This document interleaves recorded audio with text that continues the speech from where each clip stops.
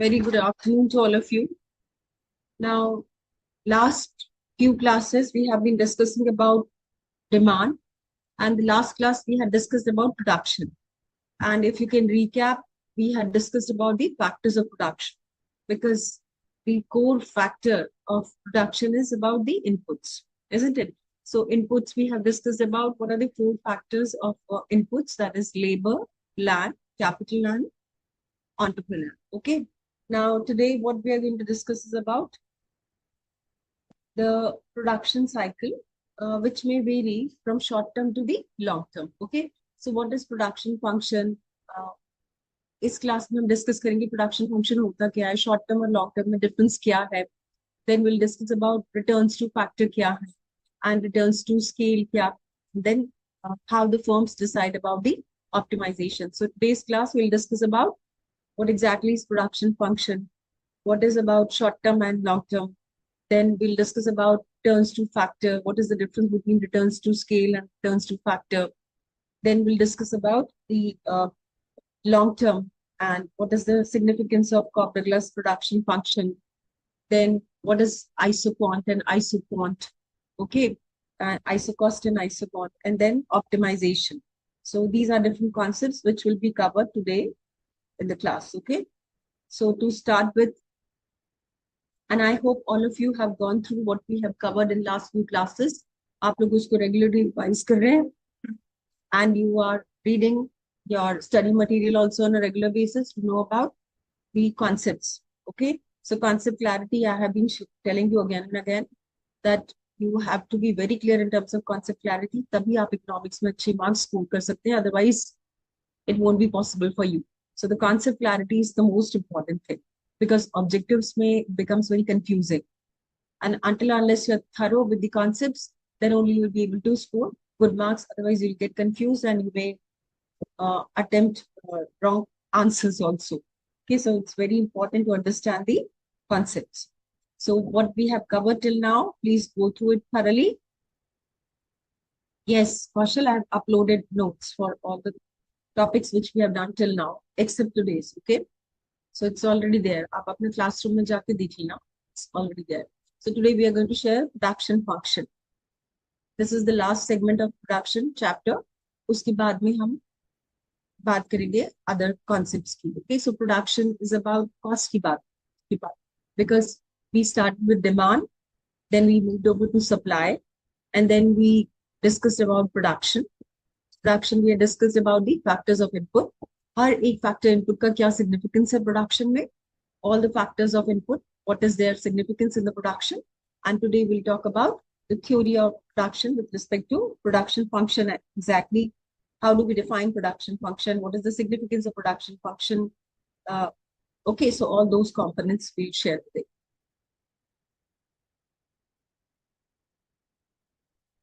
So this is what we had shared in the first class also. You can see here production. अभी हम production की बात कर रहे हैं. Last class also we spoke about production. After today's class, we'll discuss about cost in the next class. Okay, so production basically, and we had shared that production cost goes hand in hand, because आप produce करोगे तभी cost incur होगी. So if you are producing something, then we'll incur cost. Okay, so we'll talk about the production. With respect to, we have already shared the four components of factors of production in the last class. That is land, labor, capital, and entrepreneur. And you know how these four factors vary from each other and what is their significance. आपको पता है इन चारों में difference क्या होता है और इनका contribution क्या होता है production में, और ये कैसे vary करते हैं एक दूसरे से. Now today we'll talk about production function. We'll talk about what is production function. We'll talk about short term क्या होता है, long term क्या होता है, what is long term and short term. Then we'll talk about law of variable proportion, and you will be able to differentiate between law of variable proportion with respect to returns to scale. Then we'll talk about isocost and isoquant and optimal production optimization. Optimum level of production कैसे achieve करती है एक firm. Okay, so what is the parameter of optimization of production function? Because it includes both the components, production and cost. Then only you can optimize. So we'll start with production function. Okay, so what is production function? When we talk about production function होता क्या है? Production function is a relationship between firm's scarce resources. What are these scarce resources? Land, labor, capital, and entrepreneur are its scarce resources. So whatever, so factor of production is a function of land, labor,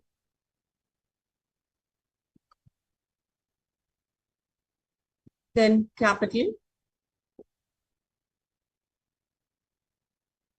and the entrepreneur. Okay, so this is what we have shared. Entrepreneur. So these are the factors of production. It is a relationship. Now these factors of production, it establishes what is production function. It establishes the relationship between firm's scarce resources. Land limited होगा, labor का skill limited होगा, capital भी आपके पास technology के terms में limited होगा, machines and equipments may be limited. The entrepreneur who has specific skill for that may be limited. Okay, so these limited resources, which results in output with the with the specific period of time may or given technology. Okay, so it is a technological relationship between inputs and output. A specific technique of production you are using, because you know we had shared, अगर आप labor intensive से capital intensive में जाओगे तो क्या होगा? When you move from labor intensive to capital intensive, means you are using more of capital, you are becoming more technology friendly company. So if you become more technology friendly company, then in that case, what's going to happen? आपकी productivity efficiency बढ़ जाएगी. When you go for more labor intensive, then in that case, you will be producing less, but simultaneously your costs will also decrease. Okay, so this is how it works. So what is production function? It is a relationship between firms' scarce resources. These are all scarce resources because they limited होंगे, and the output. इसकी वजह से जो output generate होगा, and the output from these resources which you get is a production function. So it is basically a relationship between inputs and output is a production function with a given technology and a given period of time. So एक specific technology होगी आपकी production process की, और एक defined factor inputs होंगे, और एक specific time period होगा. So these are the three components of production function. So what are the three assumptions when we talk about production function? The three assumptions of production function are कि आप जो production function establish कर रहे हो between output and input, it is time specific in a given period of time. As the time will change, maybe your inputs will change, maybe your technology may change. Okay, anything may change, and respectively output may change. So it is a specific within a specific given time period. Then technology, with a specific technology, as you change the technology, labor may become more efficient. Like you see, computerization से क्या हुआ है? Because of computerization, the productivity of human beings has also increased. So technology brings change not only in machines and equipments, but also in human capital. Okay, so production technology remains same.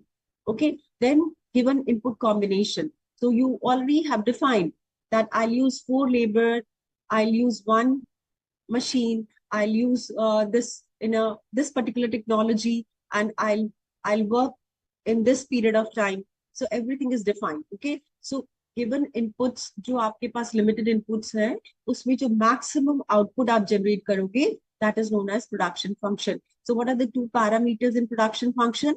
You have scarce resources. आपके जो resources हैं, वो limited हैं. And then you go for maximum output.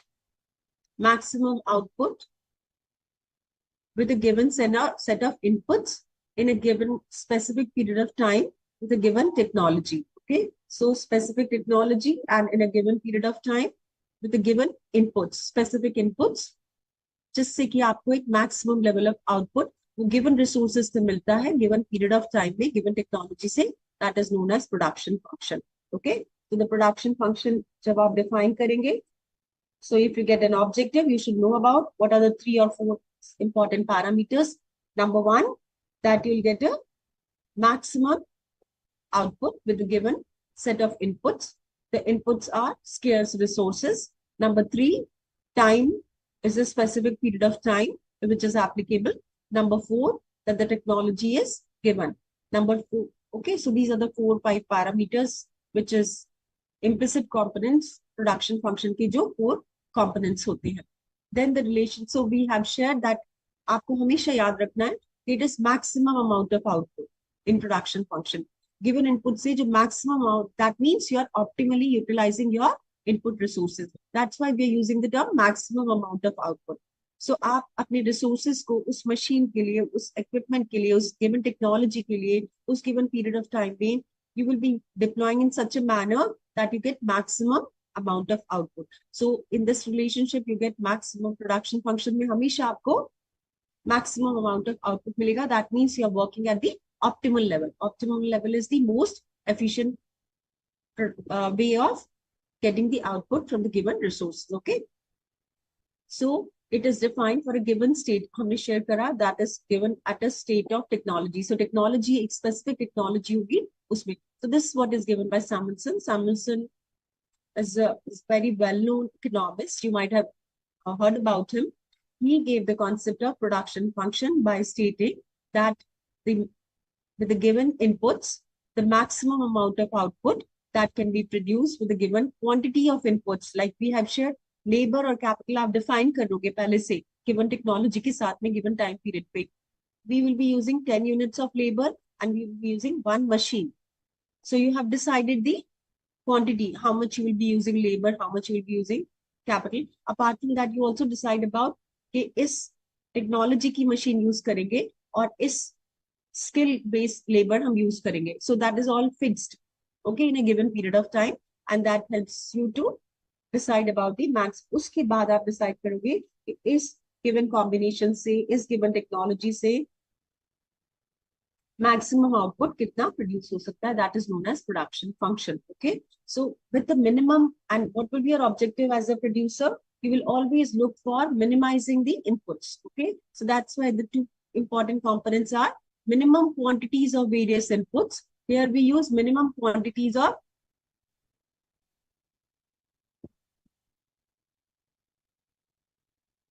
inputs to get the maximum output with the given time period, with the given technology. Okay. And in the given proportion. Labor and capital का क्या ratio होगा, कितना proportion में होगा. So that is known as production function. Okay. So for example, we say that any firm, we take any firm, for example, we take firm in beverage segment, जो आपके Coke है, Pepsi है, या जो भी fizz drinks बनाते हैं. Okay, so fizz drinks companies, those who make carbonated drinks. Okay, so Limca hai, whatever it is about. So when we talk about the output is in the form of goods and services. So आपको coke मिलेगा, Limca की bottles मिलेंगी. Okay, and what are the factors of input in that? Factors of input is always they have to have specific land where they are working. जहाँ पे वो plant establish होगा, वो land होगा, उसमें कुछ लोग काम कर रहे होंगे. That is labor, those people working on that, in that area, on that land, with a specific machine and with a given technology, and the person, the promoter of the company, who's coordinating everything, who's taking risk for producing. So these are all factors of production. Okay, so company which is producing beverages, carbonated drinks, fizz drinks, uska input kya hoga? Input will be plant and machinery. Yes, you have a specific plant where you're working with a specific set of machines. You will have some raw material. What can be the raw material? Carbonated water, जो जिसकी वजह से आप aerated drinks मिलती हैं आपको, isn't it? So carbonated water. Then you have some sweeteners. You get that sweet taste in carbonated drinks. And color, brown color hai, white color hai, orange color hai. Okay, so flavoring. So they put some color and flavors also. And then there are people, those who work on those machines. Machines पे काम करते हैं जिससे कि वो final product आप तक आता है, उसका packaging, fixing the cap on that bottle, and this is done by machines only, but people are there to monitor it, to execute it. कुछ लोग काम करते हैं जो कि उसको monitor करते हैं, जो उसको control करते हैं, those who take care about that every step. Okay, so there are line workers. Then people put it in different cartons. जब बन गया प्रोडक्ट उसको डिफरेंट कार्टन्स में डालेंगे. कार्टन्स को फिर वो they will take it to those cartons, they will take it to the distributor from the factory. It will go in trucks, it may go in like any other means. So it will go in trucks from roads, then it will reach to the distributor. the distributor will give it to the retailer, और retailers जो है आपके पास वो product को deliver करते हैं, so you get that product. तभी तो आप market में you go to any specific shop and you ask for Coke, you get that, isn't it? So this is how it works. So there are people, those who promote the product, those who take care about quality उसका ठीक है product का, there is no breakage of the bottle or whatever it is about. So there are people who are working at different level. So this is how the different set of people, they work together, and then the final good is there in the market. So this is the production function. Production function में output आपको मिली एक Coke की bottle, उसमें inputs क्या लगे, inputs लगे plant है, machinery है, रॉ मटेरियल्स कार्बोनेटेड वाटर है, स्वीटनर्स हैं, फ्लेवर्स हैं, then you have people, those who are working that. So this is how the production function takes place in any firm. You may have a small firm, those who are making the pickles or anything else, or those who are making automobile, जो आपकी cars हैं, scooters हैं, refrigerators हैं. So for all, it is, the function remains same. Only the inputs may vary and the technology may vary. Okay, so the basic expression of the production function will remain same. But उनके respective inputs change हो जाएंगे, उनके respective outputs change हो जाएंगे, और technology change हो जाएगी. So this is the production function. Then what is the difference? This is very important. What is the difference between short-term and long-term production function?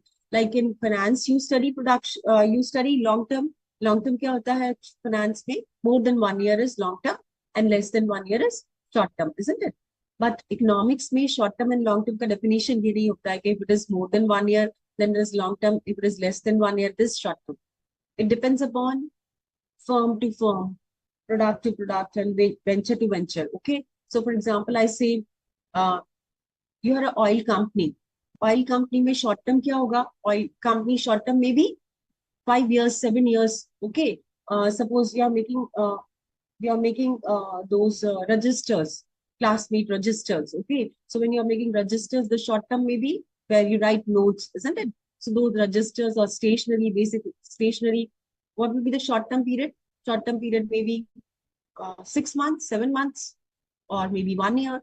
Okay. So the term depends on what? ये short term and long term है. एक हर form का vary करेगा, industry to industry vary करेगा, product to product vary करेगा. Okay, so this definition of short term and long term varies from firm to firm, product to product, venture to venture over the period of time. So आप इसको short term and long term को time में define नहीं कर सकते कि less than 1 year is short term and more than 1 year is long term. It will vary from firm to firm. Now अगर ये पैरामीटर है तो हम कैसे डिफरेंशिएट करेंगे कि which is short term and which is long term? So what is the core parameter? How economists they differentiate between short-term and long-term production function? They differentiate based on inputs. Okay. So when we define production function, we define that output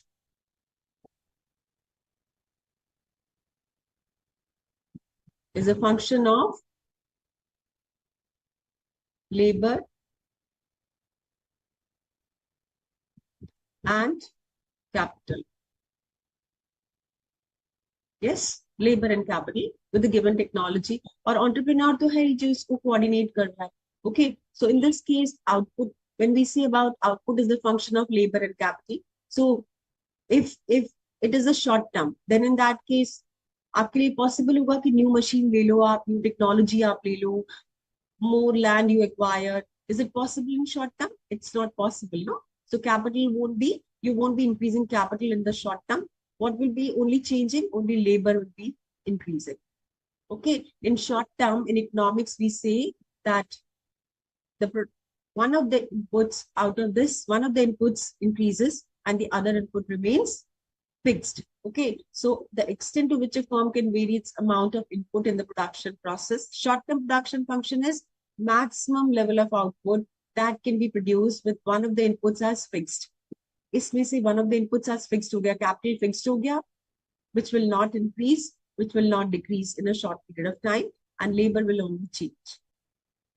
Okay, long term में क्या होगा? Long term, all factors of production are variable. Labor will also increase and capital will also increase in the long term. Okay, so in long term, labor and capital both will increase, and the maximum level output that is free to vary the amounts of all the inputs. So it's up to you. It's up to you in the long term. आप labor कितना increase करेंगे, capital कितना increase करेंगे. But normally we say that labor and capital both will increase the long term, but in the short term, only labor will increase, capital will remain fixed. This will not change in the short term. That is how we differentiate between short term and long term. So long term में क्या होगा? Labor भी increase होगा, capital भी increase होगा. Why so? Why is it so?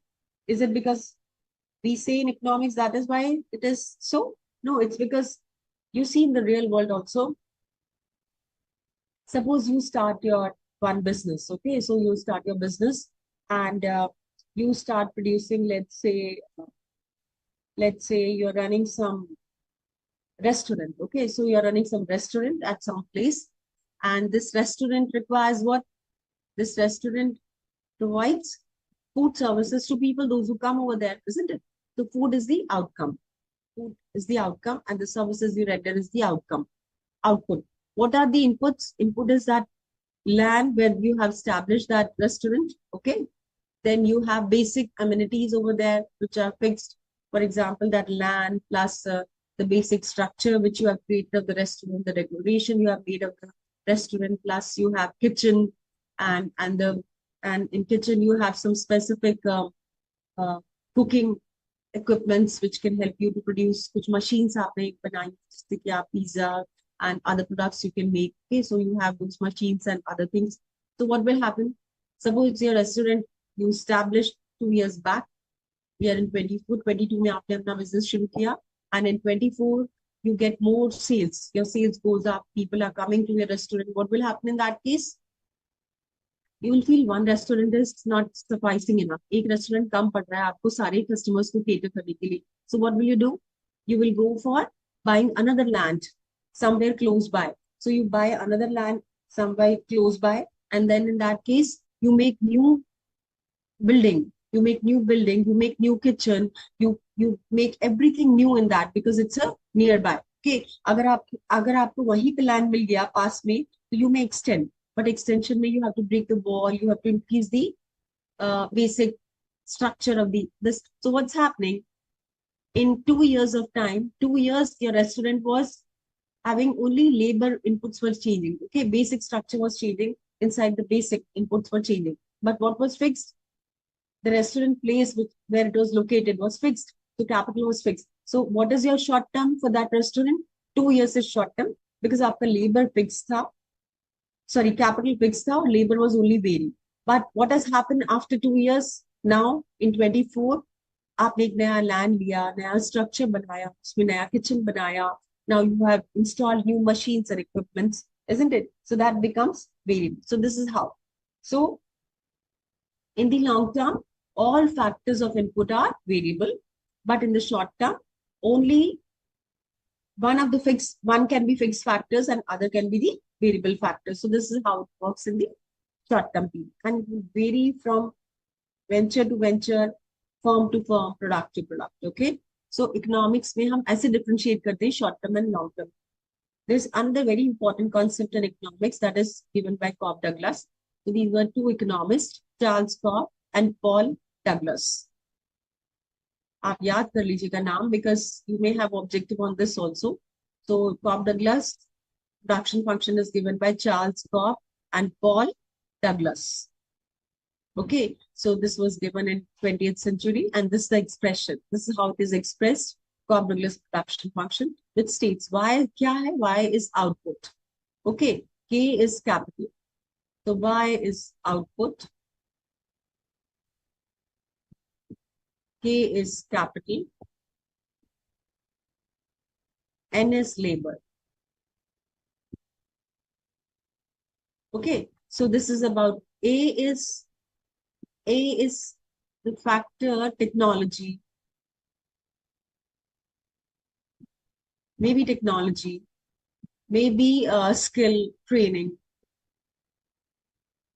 new skill acquisition of employees or whatever it is about training programs and other things. Okay, which because of which what is going to happen? Because of technology factor, because of the skill, the capital output productivity will increase. That means, and labor productivity will also increase. So what will happen? The total factor productivity will increase. So this A depicts what? A depicts the total factor productivity. Increase in the total factor productivity. Factor productivity increases. Agar aap see computerization in banks. What has happened because of computerization in banks? Computerization in banks, new computers were installed. Okay, software were installed in those computers and people were trained. So एक आपने skill दिया, लोगों को computer savvy बनाया, technology savvy बनाया, उसके अलावा आपने computerization किया जिसमें कि आपने menu driven software डाल दिया. Okay, so you have the software in terms of technology, then you have trained people how to operate those computers. And what has happened because of that? The services rendered by banks have improved a lot. So that means this total, which has improved the efficiency of computer also, of labor also. So this is known as, A is known as total factor productivity. This is known as total factor productivity, A. That means what? This particular factor depicts about जितना ज्यादा A होगा, उतना ज्यादा capital and labor productive होगा. जितना कम A होगा, उतना कम labor and capital will be productive. Higher the value of A, higher is the capital and labor productivity. Lower the value of A, lower is the productivity of capital and labor. Okay. So this is how. So total factor productivity. So this is given the Cobb. This is how the Cobb-Douglas production function is given.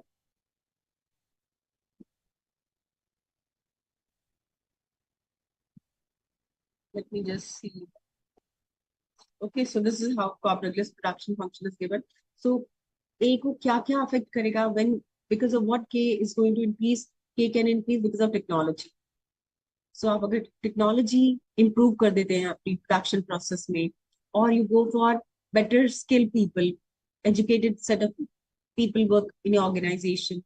You work on giving them specific skill, उनको specific training देते हो आप to use computers and others. Okay. So what will happen in that case? This will improve overall performance of capital and labor. So this A is a total factor productivity.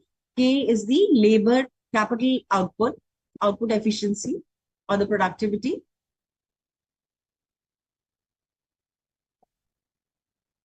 N is labor factor productivity. K is capital factor productivity. Okay. And A is total factor productivity.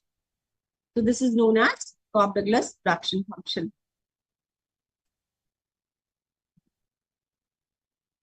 Now, what is law of variable proportion? Law of variable proportion states that variable proportion, अगर आप term देखें, law of variable proportion क्या होता है? Number one, इसमें proportion change हो रहा है. किसका proportion change हो रहा है? The proportion is changing between labor and capital.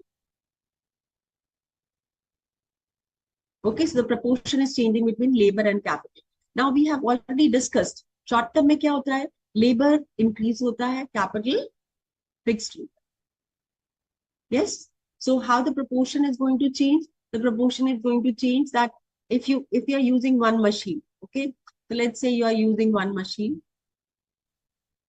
This one machine you are using, and this machine requires 7 people to work on this machine. So initially only one person is working. Okay. Then the second person joins. And then the third person joins. What is going to happen? This machine requires 7 people to work, but you have started with one person. So if one person is working on the machine, which requires 7 people, then in that case, is machine efficiently utilized? The machine का efficient utilization होगा? नहीं होगा ना? How long it will take? Till the time all 7 people are working. Okay. So once all the 7 people are working, then this machine will be fully utilized. So what is returns to factor? It is also known as factor productivity. Okay. The relationship between output and input in the short term. So the moment we say variable proportion, आपको click करना चाहिए short term है. Reason being, इसमें labor vary कर रहा है, capital fixed है. So variable proportion, and that is why the ratio, the proportion between labor and capital will change. 1 capital, 1 labor. 1 capital, 2 laborers. 1 capital, 3 laborers. 1 capital, 4 laborers. What is changing? The proportion between capital and labor is changing, isn't it? So that's why it is known as law of variable proportion. And it is also known as factor productivity. It establishes the relationship between output and input in the short term. So ये short term का concept है.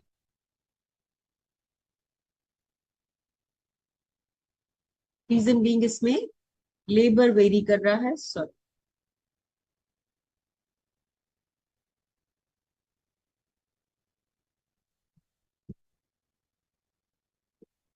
इसमें labor vary कर रहा है. Labor is changing and capital is constant. So this is short term. Okay. The law of returns to factor states that when a variable factor क्या है आपका labor, is increased while other factor remains. What is the other factor? Capital. Capital is constant. The total product will be, because of labor and capital, will increase at increasing rate, will increase at decreasing rate, and will eventually decline. We'll understand this as we'll share. The three major aspects of returns to factor are increasing returns to factor, constant returns to factor, and diminishing. So factors, law of variable proportion में, factor productivity concept में, or law of diminishing returns. Law of variable factor proportions is, or the law of variable proportion has three stages: increasing returns to factor, constant returns to factor, and diminishing returns to factor. ये आपने class 12th में भी पढ़ा है, isn't it? Or 11th you might have studied in class 11th or 12th. So the law of diminishing returns to factor states that what happens in law of diminishing returns to factor, we will be sharing that. कि diminishing returns क्या होता है, increasing returns क्या होता है, constant returns to factor क्या होता है, we will be sharing that. But आप for the time being याद रखिए, law of variable proportion number 1 is applicable in the short term. Number 2, in this, labor varies. Number 4, capital remains fixed. Number 5, as you add more and more labor on the capital, the proportion between capital and labor will change. And that is why it has three stages: increasing returns to factor, constant returns to factor, and diminishing returns to factor, which is related to the marginal product of factor. Because marginal productivity just increase hogi, it will be increasing returns to factor. When the marginal product will start decreasing, it will still lead to total production increase. And then when marginal product becomes zero, this will be maximum and respectively. Okay, so it is all about margin. So look at this production schedule here. So when you see the production schedule, ये आप इसमें capital आप देखोगे fixed है इस production schedule. Is capital is fixed.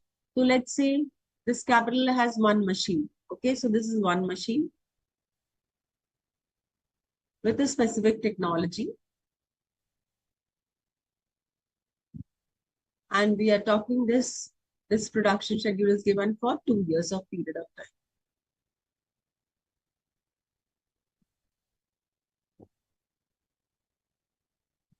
One second.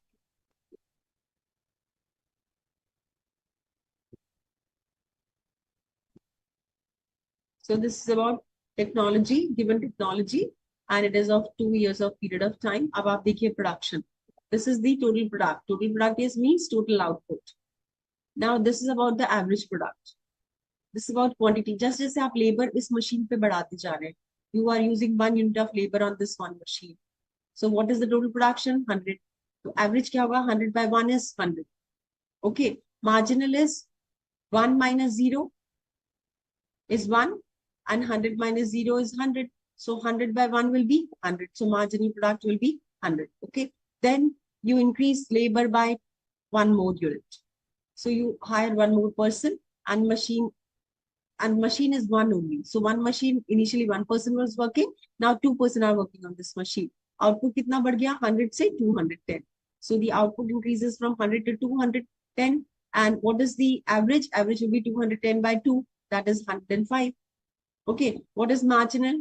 How do we get this 110 here? We get 110 here. 210 minus 100 is 110. 210 minus 100 is 110. 2 minus 1 is 1. So 110 by 1 is 110. That means what is marginal product? Marginal product is change in total product with additional unit of labor.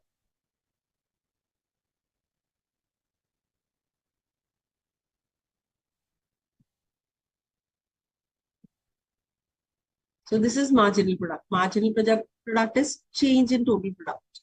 Change in total product with additional unit of labor. Okay. So when you go for adding third unit of labor to one machine, what will happen? The output will increase from 210 to 330. Difference is how much? 120. 120 here, the difference is how much? 1. 120 by 1 is 120. So this is giving you marginal product, which is calculated by change in total product to additional unit of labor. And this is the average. Average आपको पता है TP by inputs. Total production by input will give you average. Now, if you look at this machine will require how many people to work on the machine? Can you tell me how many people to work on this machine? The people to work on this machine will be how many? If you look at marginal product initially is 100. It becomes 110, 120. Initially, बढ़ गया up to 120, isn't it? How many people? Up to 3 people. So on this machine, 3 people are working. So one machine, you started with 1 person, then second person and third person.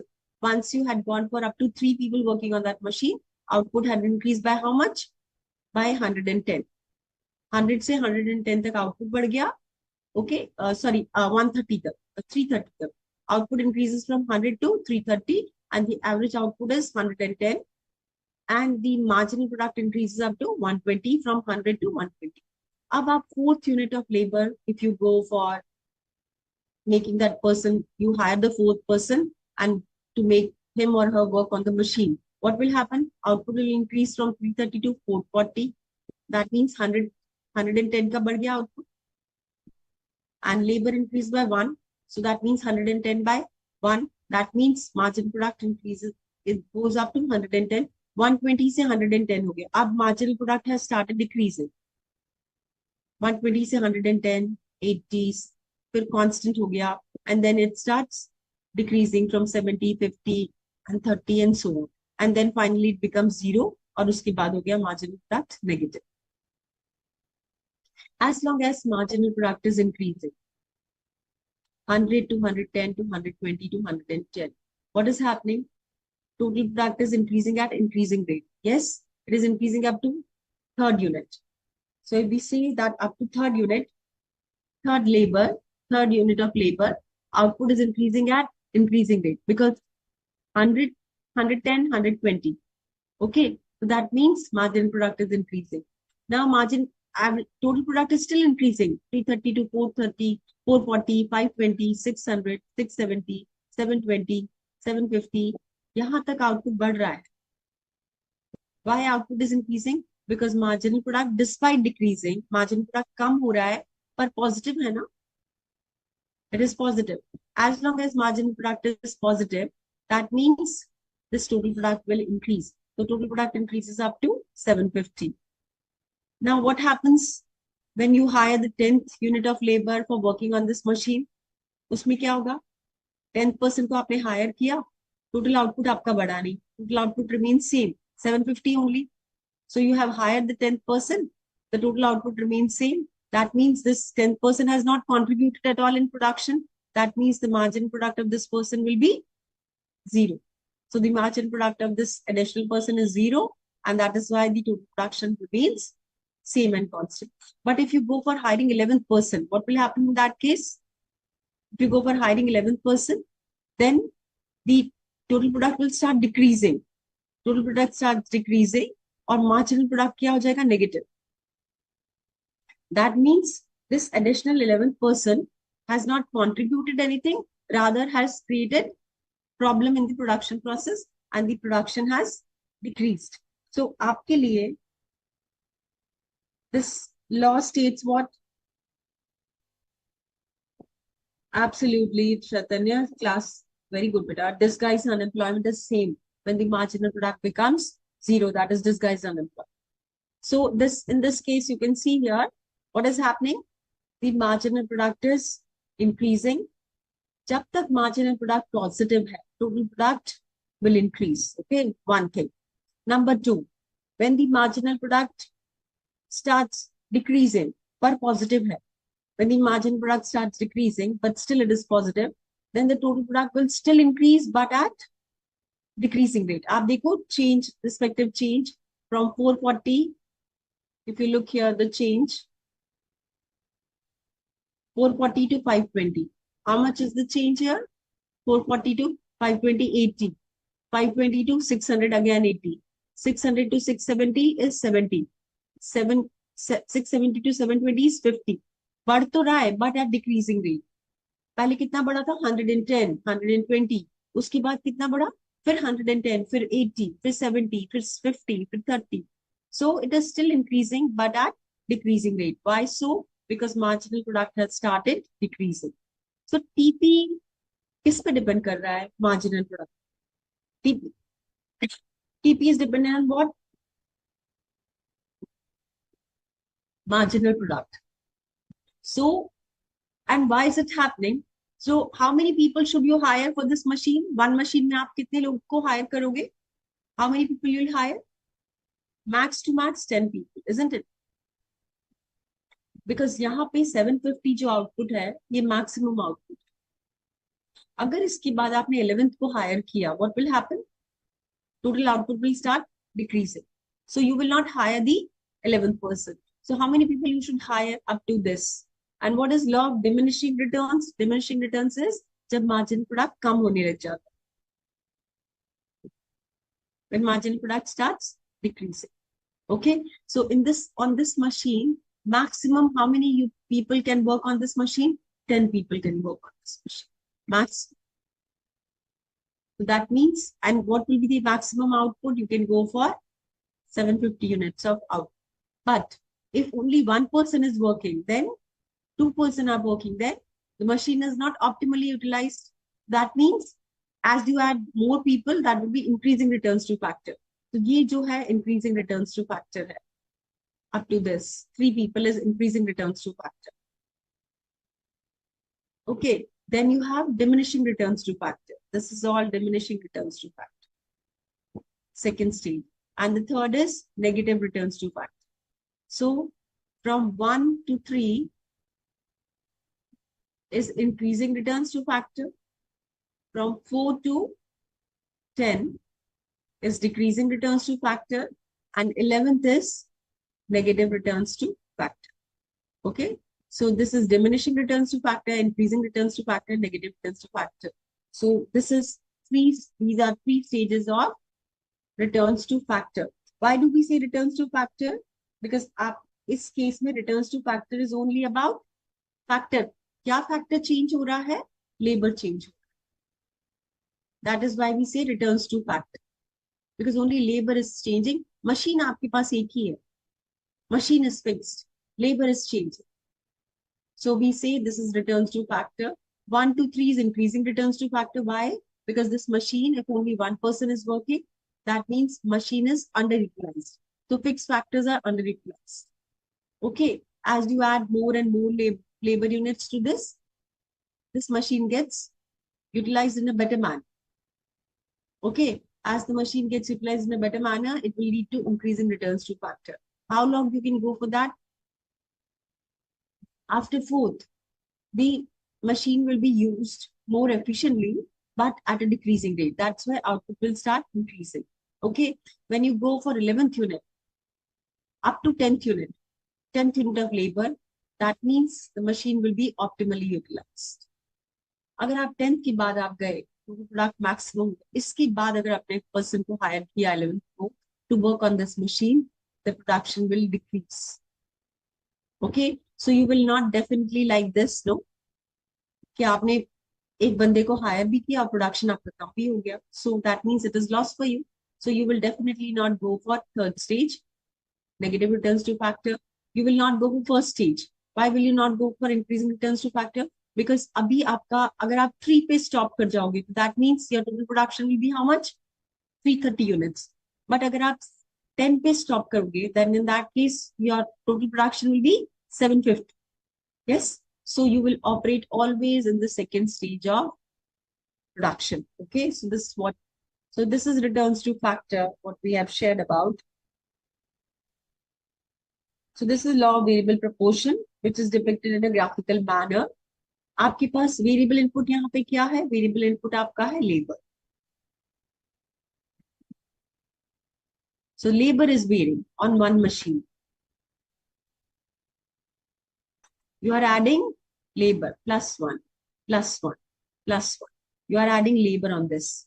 So you are moving from left to right by adding people, labor on one machine. Okay. So when you add one person, when you add second person, when you add third person, fourth person, respectively. So what happens? Here the marginal product is maximum. Here the margin product is maximum. So this is, here it is maximum. But here the margin product is maximum. Yes, this is your marginal. Sorry, yeah, here AP is maximum. Here AP average product is maximum. Here margin product has started declining, but AP is maximum. अब आप इस table को देखिए.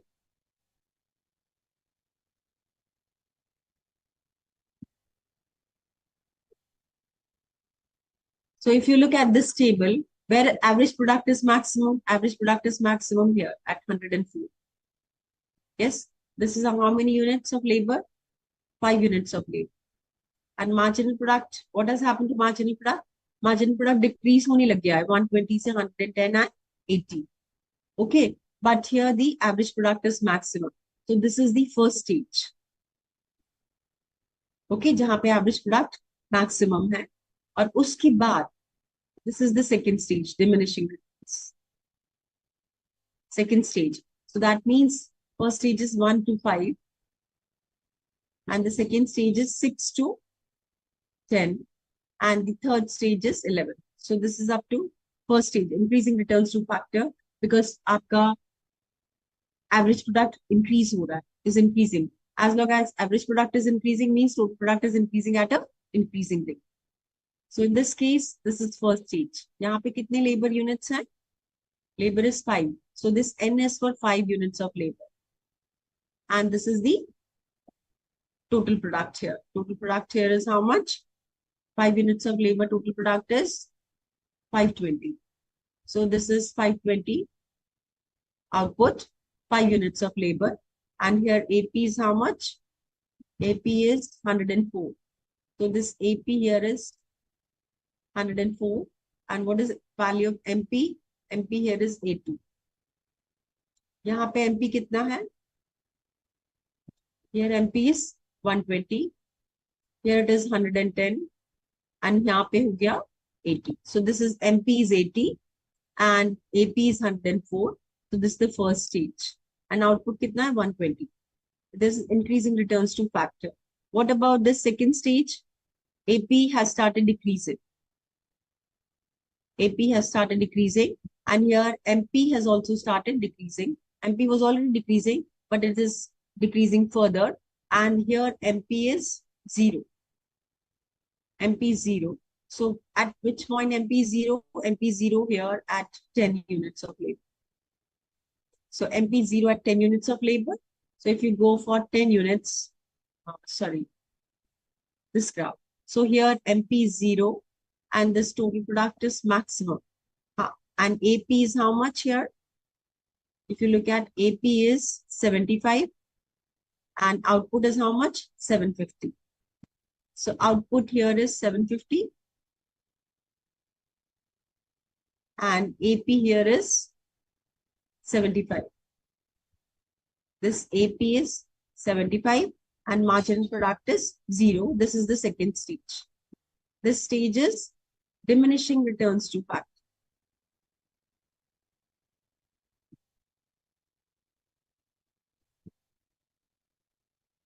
Diminishing returns to factor. This stage is increasing returns to factor. And this stage is negative returns to factor. Reason being, MP आपका यहाँ पे negative हो गया. That means 11th person. When you hire 11th person on one machine, then the machine is overutilized. Fixed factor is overutilized. So in third stage, machine is overutilized, and which results in negative returns to factor.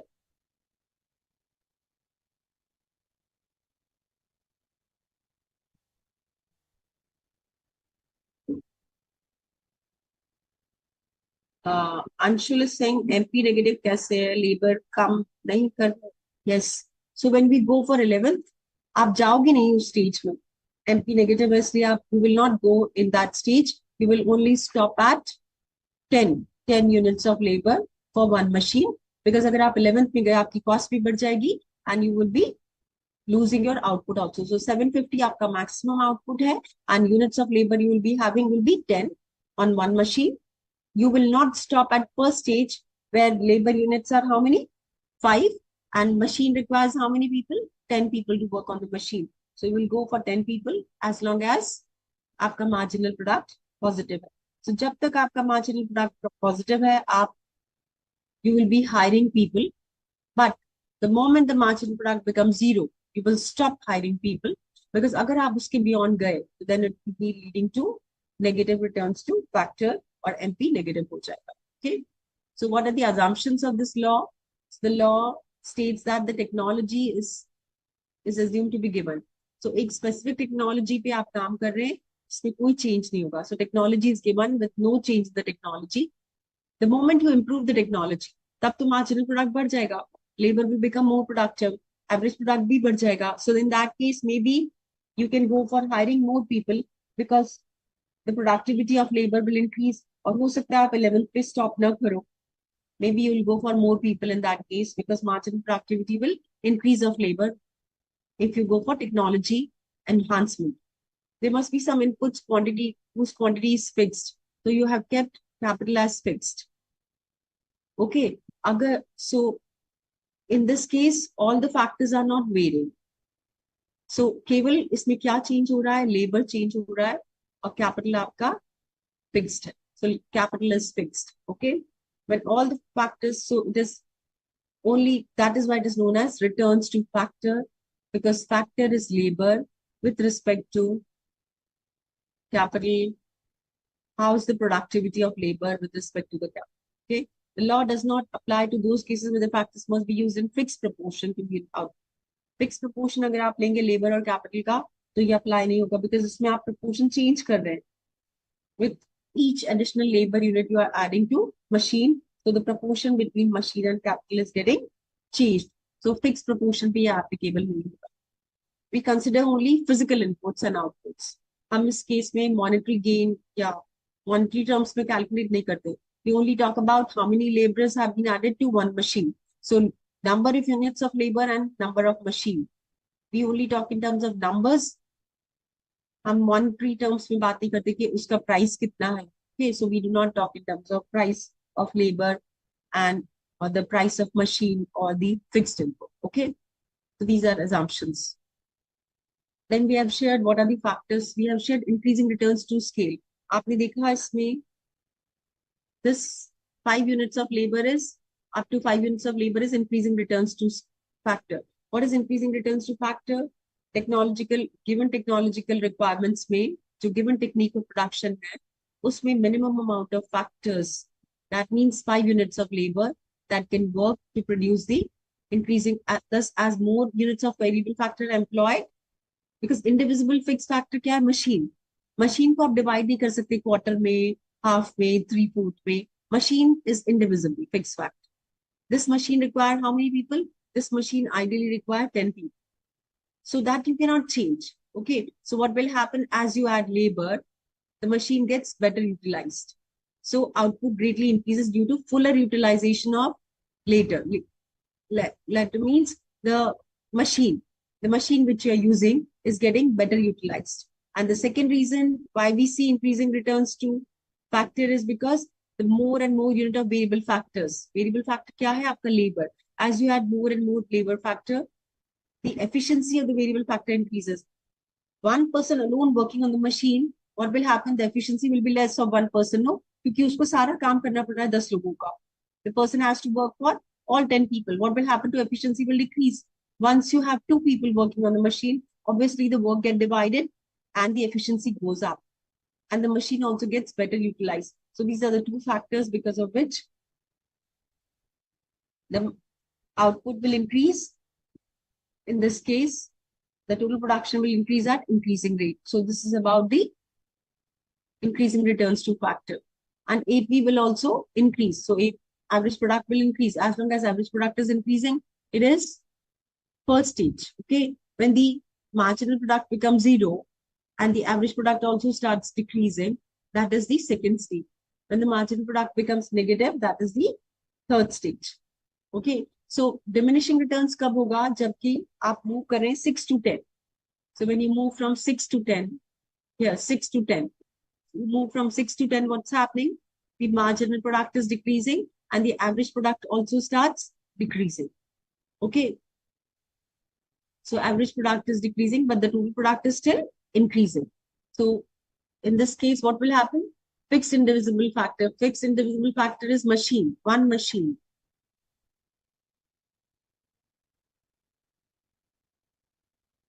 And average product of labor. In this, you are adding people.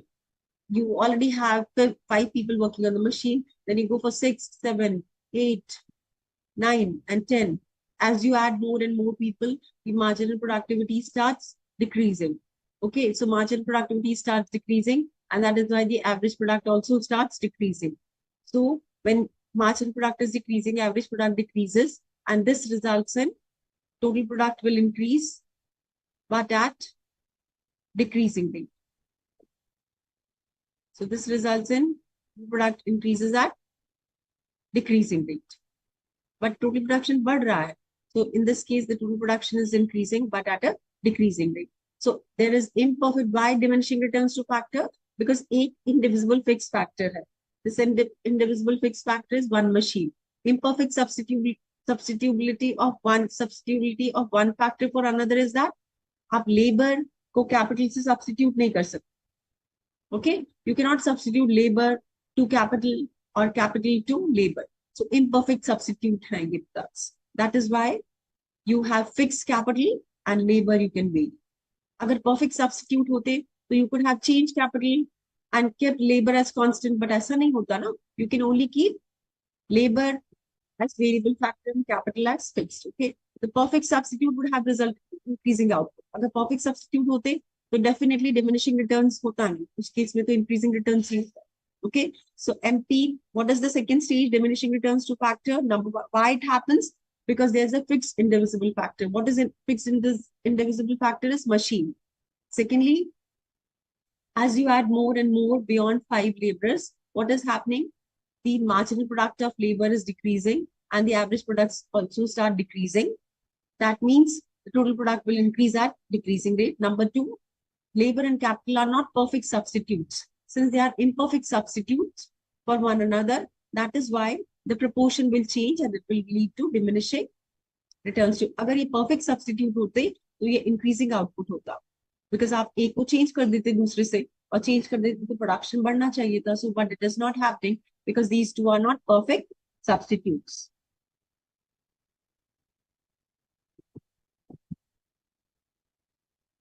Okay, so this is second stage. जब तक MP 0 नहीं होगा तब तक आप production बढ़ाते जाएंगे, तब तक आप लेबर यूनिट हायर करते जाएंगे. That is diminishing returns to factor in the second stage. The third stage is negative.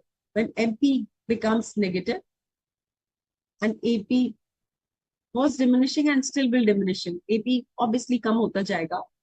Okay, so but MP becomes negative. The moment MP becomes negative, मतलब आपका total production कम होगा. So you will not go for this stage. You will not hire people where MP is negative and total product starts decreasing. Why negative returns to factor happens? It happens because the variable factor keep on adding to the one machine. You keep on adding people to this machine. 10 people are already working. Now you add the 11th one. This person is not required. What will happen if this person is hired? This person will start distracting the 10th person also. And they will get distracted and the output will get adversely affected. So this is how. So the The quantity of the variable factor, that means 11th person, 11th laborer, which is added, is too excessive, is more than what is required on this machine, and that is why it will it will result in output to decrease instead of increasing, because they start distracting and the total production starts decreasing. Okay, so it's important in this stage कि आप 11th अगर आपने गलती से higher कर लिया तो उसको रिमूव कर दो to increase the total output. That is why you see companies, जब कंपनीज को लगता है कि हमारे प्रोडक्ट की डिमांड कम हो गई है मार्केट में, so what happens in that case, they say people, you resign, isn't it? Because अगर वो ज्यादा लोगों को रखेंगे तो that means their margin product will be negative and output will not increase. So that is what they say कि अगर आपका cost बढ़ रहा है और marginal productivity negative है, then those people should be removed from the organization so that your product starts. So which will be the stage of operation? कहाँ पे firm operate करेगी? Obviously the firm will operate in second stage, we have shared. How long till the marginal product is? Till the MP becomes equal to 0. जब तक marginal product positive है and greater than or equal to 0 है, तब तक आप production करेंगे, तब तक you will hire people. So you will be operating in stage 2, neither in stage 1 and neither in nor in stage 3, because stage 3 is MP is negative, and in stage 1 MP is positive and it is increasing, and it is AP is increasing. AP is increasing. Here AP in second stage AP starts decreasing. Average product starts decreasing. So rational producer will always operate in stage 2. What is the other stages known as stage 1 and stage 2? अगर आपको objective आता है कि economic absurdity क्या है और economic nonsense क्या है, so that will be in stage 1 and stage 3. Absurd conditions है और economic nonsense है stage 1 and stage 3. What is the optimum stage of operation? Optimum stage of operation is stage 2. Why so? Because here the total product will be maximum,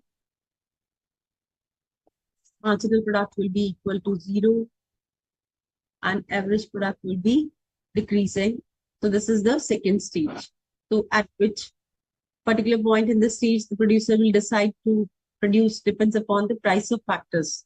Price पे depend करता है, अगर price higher हो गया, obviously the cost will go up. Okay, so this is about the principle of stage of operation. Here, the marginal product of labor will be equal to the marginal cost of labor. If I pay 100 rupees to a laborer and the person generates revenue of 100 rupees, that means it's worth hiring this person, isn't it? Break even. मुझे profit नहीं हो रहा, but loss भी तो नहीं हो रहा, so I can go for this. But in case if the marginal product of labor is 80, marginal product is 80, and I am paying the price as 100 rupees, that means it's loss for me, no? So this person, the person whom I'm hired, is generating revenue of 80 rupees, but the cost I'm incurring is 100 rupees, so it is loss to me of 20 rupees. So is it worth going for this person? Definitely not, because the marginal productivity is less than marginal cost. Okay, this is how. So कितना wages मैं दे रही हूँ, उसके respect में कितना revenue वो person generate कर रहा है, that is important. अगर I'm paying more wages and the revenue which I'm generating is less, then I should not go for it. Okay, so this is how it works, stages of operation. So we'll talk about returns to scale after break of 5 minutes. Okay.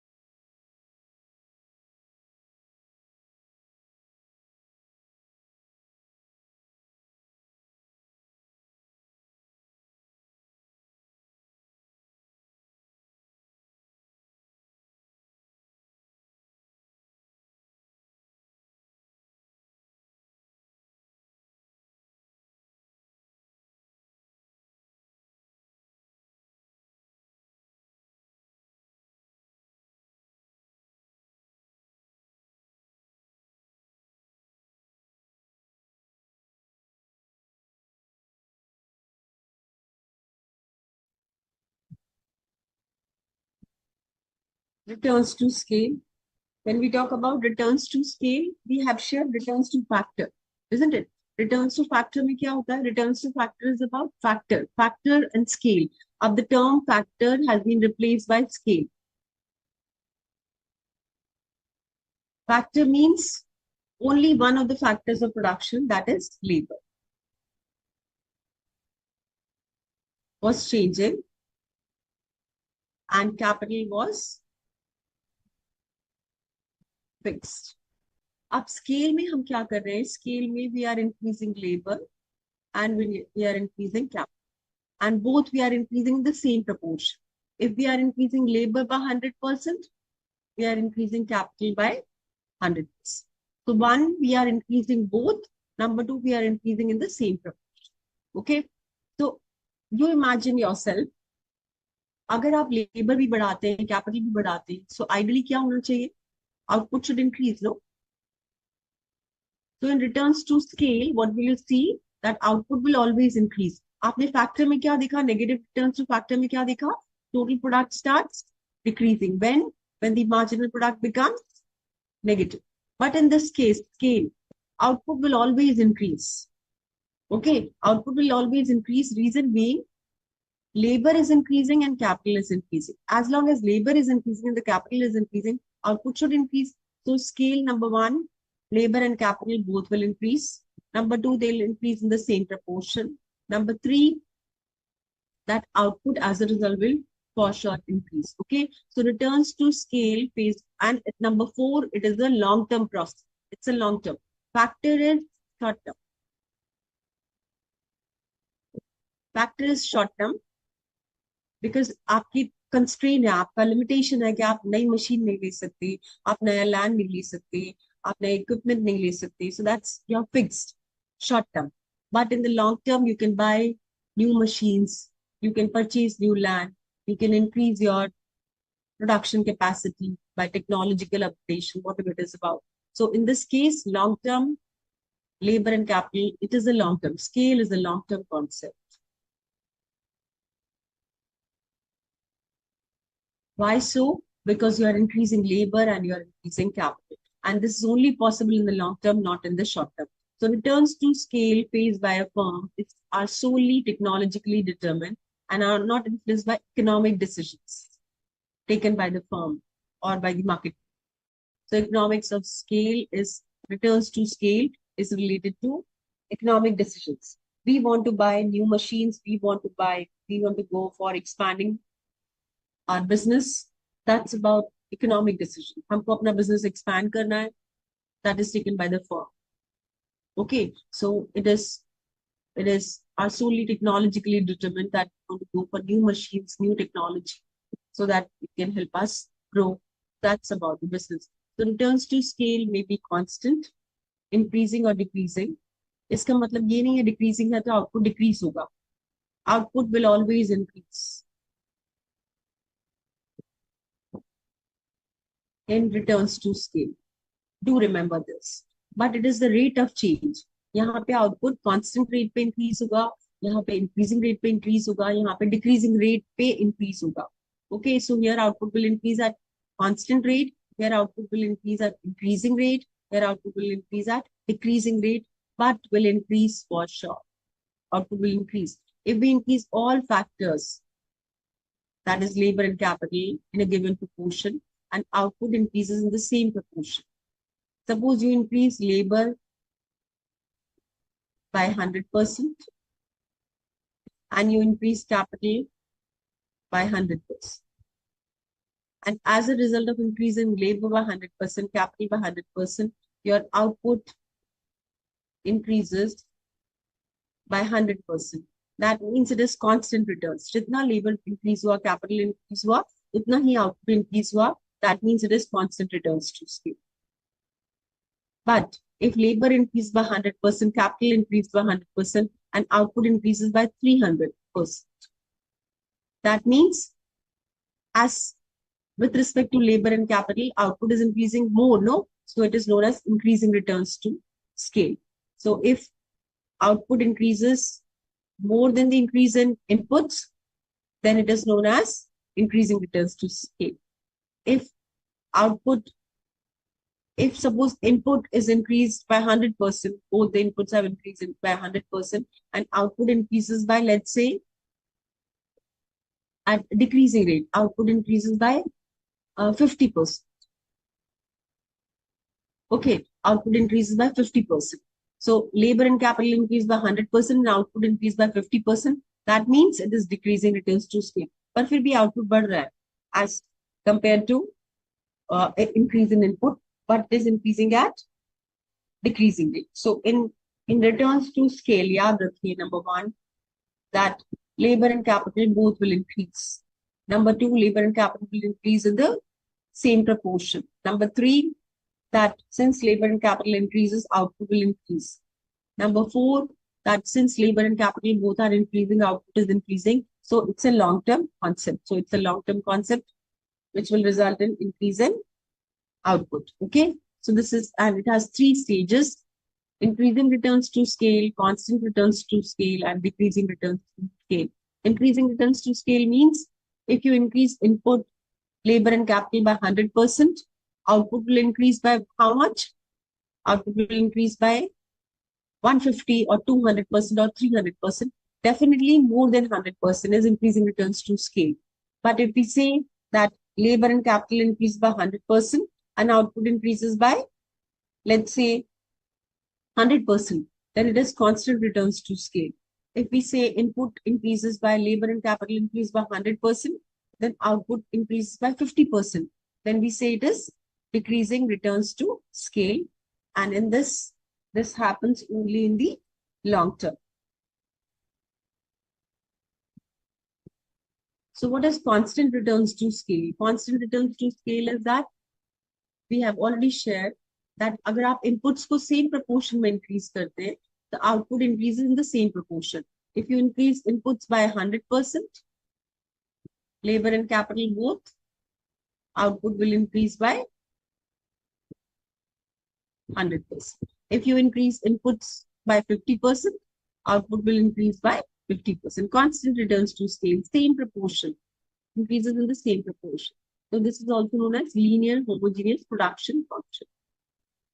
Linear homogeneous production function means this output with this specific technology results in, this is K is capital, L is labor, which in a specific proportion, which results in increase in 100%. If this increases by 100%, this K is 100%, but this K is also 100%. Okay, then it is constant. So this is linear homogeneous production function. This K is the percentage change in input, and this is percentage change in output. So if all the inputs are increased by a certain amount, output increases the same proportion. And this found that an individual firm passes through a long phase of constant return. So if input increased by 100%, output increased by 100%, the firm will be remaining in this stage for a longer period of time. That is constant returns to scale.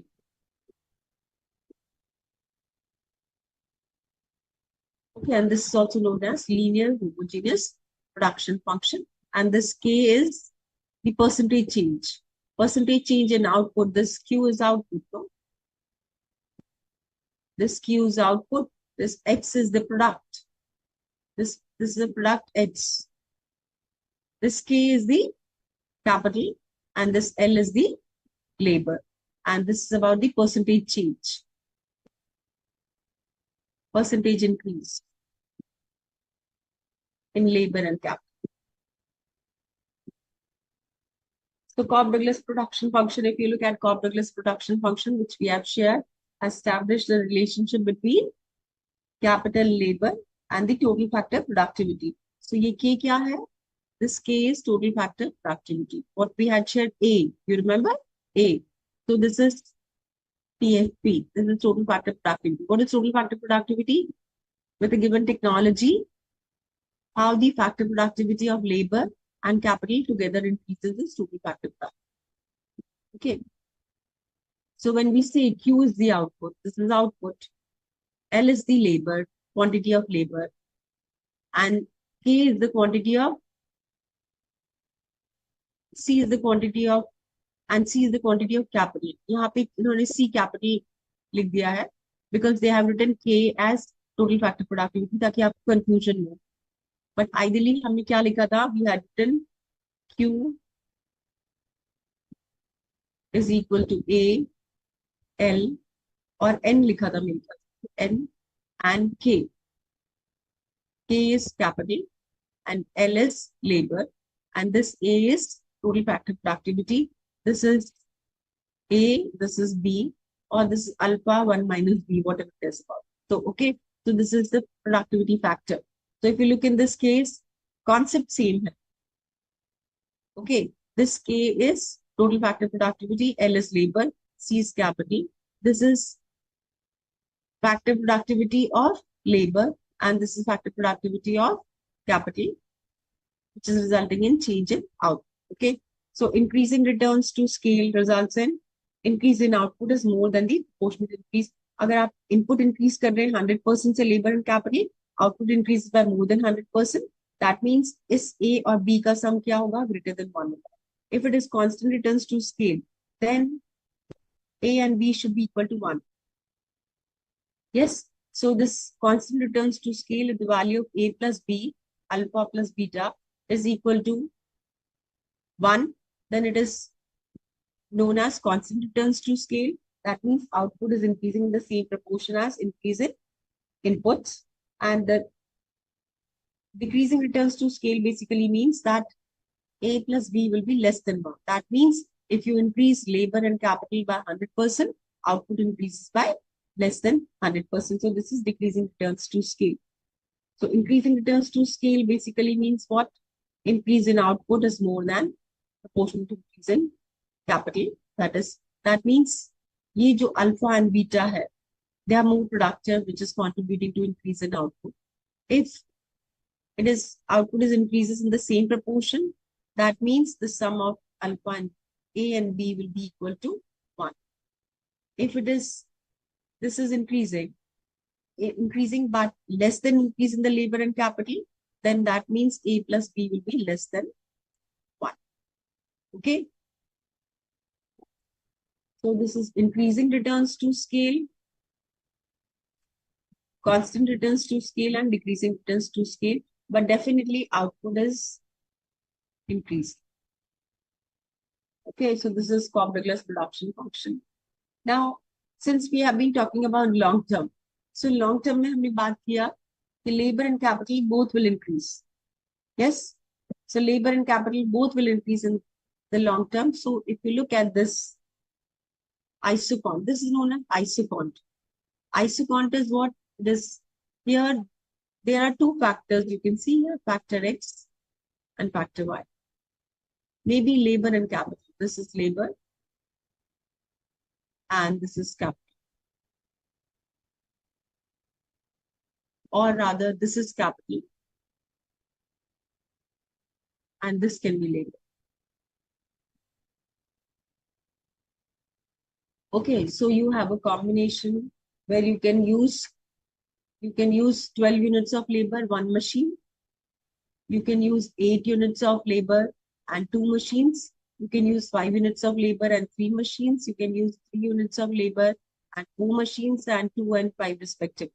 Okay, so if you go for any combination of these two, any combination, you can have combination A, you can have combination B, you can have combination C, you can have D or E.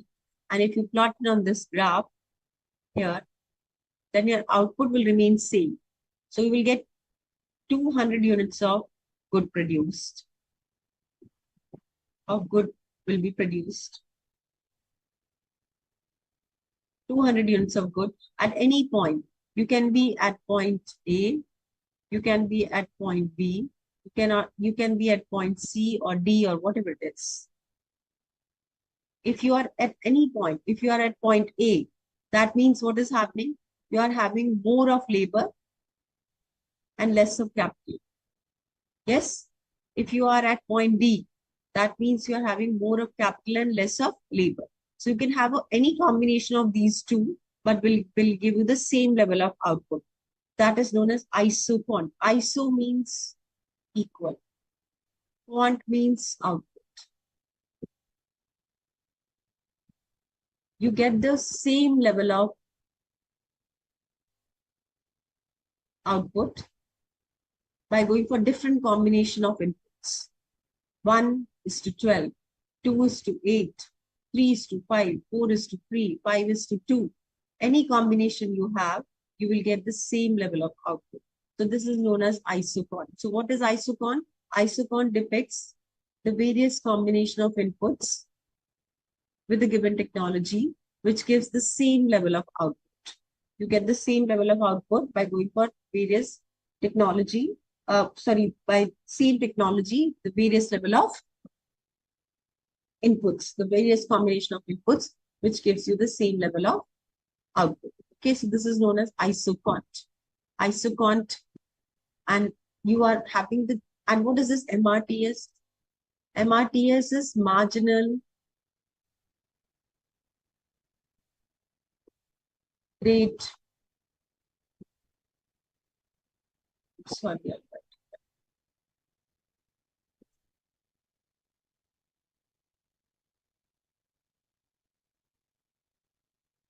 this MRTS is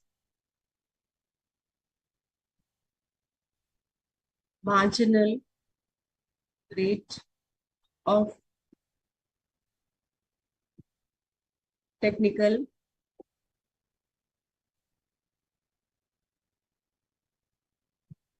substitution. What it means? Marginal means what? Marginal rate means what? Change in Y with change in X. This X is changing by 1. Marginal. With each additional unit of X, how many units of Y you have to sacrifice? From 0 to 1. How much? 12. From 1 to 2. That means you are having plus 1 here. And how many units of Y you're sacrificing? Minus 4. If you go from 2 to 3, 2 to 3, that means you are adding plus 1. How many units of Y you're sacrificing? 8 to 5 is 3. If you go from 3 to 4 plus 1, how many units of Y you're sacrificing? Minus 2. If you go from 4 to 5 plus 1, how many units of Y you're sacrificing? Minus 1. Marginal rate of substitution. For each additional unit of X, how many units of Y you have to sacrifice? And technical substitution, why? Because this is labor, or maybe this is capital. So you go for, if you go for this labor, and if you go for this capital, that means, or rather this we go for capital, and this we go for labor. That means for each additional unit of capital, how many units of labor you have to sacrifice? You are substituting labor-intensive technology to capital-intensive. So you're substituting one technology for other. One technology for other. That is why we use the term marginal rate of technical substitution. And what do you see? You see the diminishing marginal rate of technical substitution. Diminishing marginal rate of technical substitution, because diminishing, why we are saying diminishing? आप देखो, the value is decreasing from 4 to 3 to 2 to 1. So this is diminishing marginal rate of, for each additional unit of X, you are ready to sacrifice less and less of Y. Less and less of Y. That is why it is known as diminishing marginal rate of technical substitution. That is why this isoquant is downward sloping or negative sloped. Yes, why is it downward sloping? It is downward sloping. जितना ज्यादा आपके पास X होगा, उतना कम आप Y sacrifice करते जाओगे. So you'll be ready to sacrifice less and less of Y for each additional unit of X. This is known as diminishing marginal rate of technical substitution, isoquant. Isoquant क्या होता है? Equal output. इस curve पे किसी भी point पर आपको 200 units of output मिलेगा. Same level of output by going for any combination of X or Y. You can have 1 unit of X, 12 units of Y. You will get 200 units of output. You can go for 2 units of X, 8 units of Y, you will get 200 units of output. So output will remain same. This is known as Isoquant. And so what is Isoquant? Isoquant is a possible combination of two factor inputs, which gives the same level of output. And what is the slope of Isoquant? Slope of Isoquant is diminishing marginal rate of technical substitution. What is marginal rate of technical substitution? For each additional unit of X, how many units of Y you have to sacrifice. That means if you move from capital intensive technology to labor intensive, then how many units you have to sacrifice. You are substituting one technology for other. For each additional unit is known as marginal rate of technical substitution, and it is diminishing because जितना ज़्यादा आपके पास capital होगा, उतनी value you employees की बढ़ती जाएगी. Yes, because you will be ready to sacrifice less and less of people for that. Isocost. Isoquant is output, that is production. Isocost is cost component. कुछ भी आप produce करोगे उसकी cost होगी. So isocost is the cost component. That means if you look at this line here,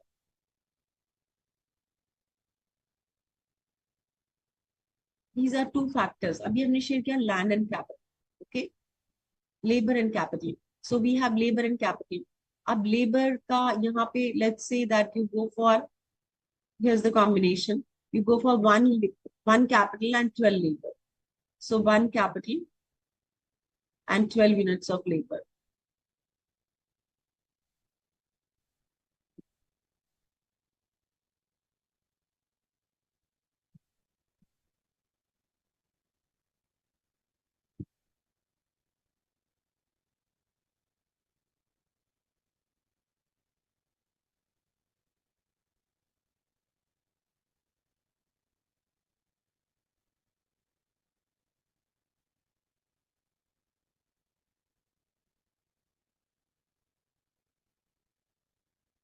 Okay.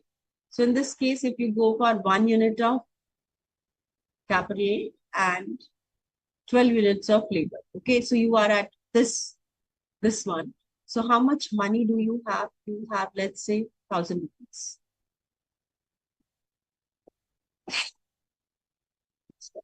If you have 1,000 rupees, okay, so you have 1,000 rupees total funds. Funds you have is equal to 1,000 rupees. So total amount of money which you have is 1,000 rupees. And you can spend, so this 1,000 rupees you can spend on completely on one machine. So if you spend completely on one machine, that means the cost of machine is 1,000 rupees. Then in that case, you will have zero of labor. And if you spend entire amount on labor, then you can have 12 units of labor. Okay, so you can have 12 units of labor. That means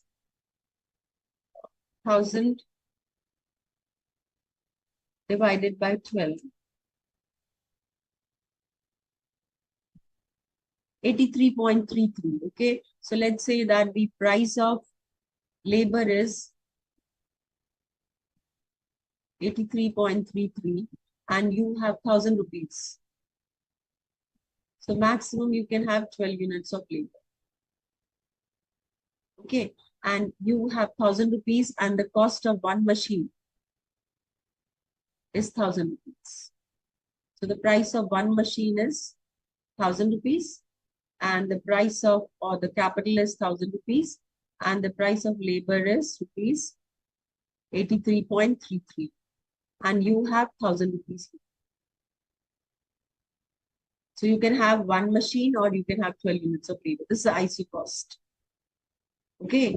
If you have more money, then in that case you can go for, if you have more money, let's say you have 2,000 rupees.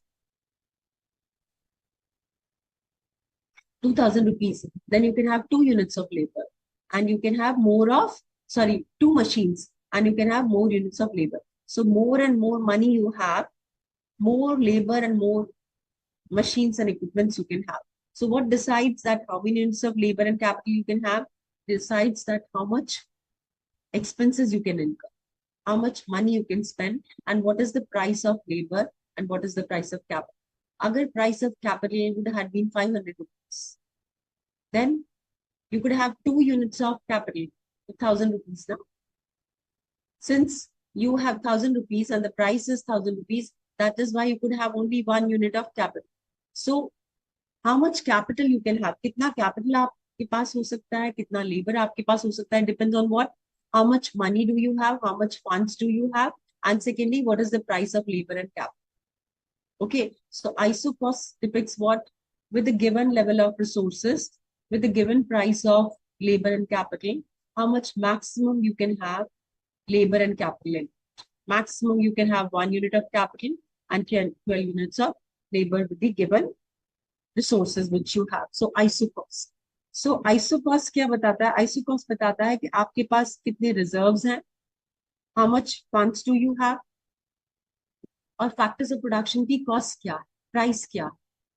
So that is depicted by Isocost. What is depicted by Isoquant? Isoquant बताता है कि कितना आपको output मिल, कितना labor और capital quantity में आपको use करना है, so that you can get output, define output. Okay, so that's the difference between Isoquant and Isocost. अब किसी भी producer के लिए, what is important for any producer is that what is my cost and what is the output I can produce. आप cost और output को segregate तो नहीं कर सकते, you cannot segregate, अलग अलग नहीं कर सकते आउटपुट और कॉस्ट को, बिकॉज अगर आप कुछ प्रोडक्शन कर रहे हैं तो you will incur cost. You can not segregate output and cost. If you are producing something you will incur cost, isn't it? So now will take together.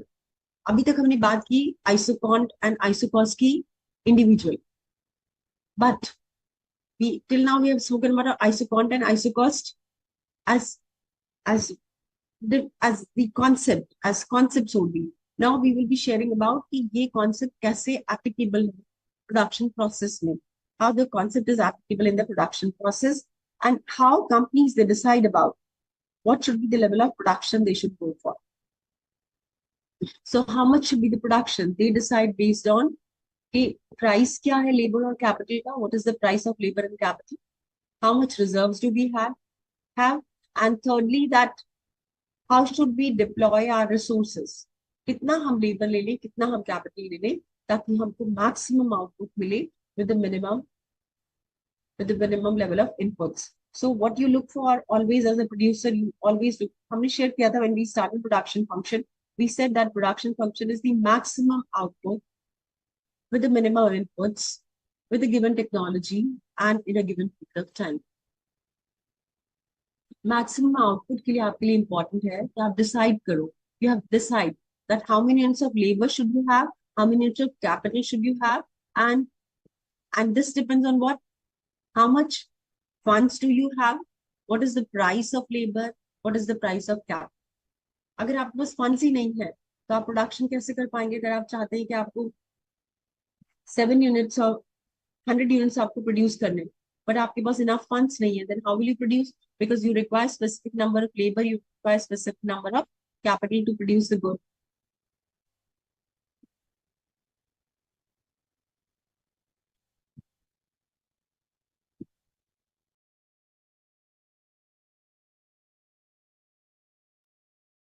Okay, so now we will be talking about Isocost and Isoquant.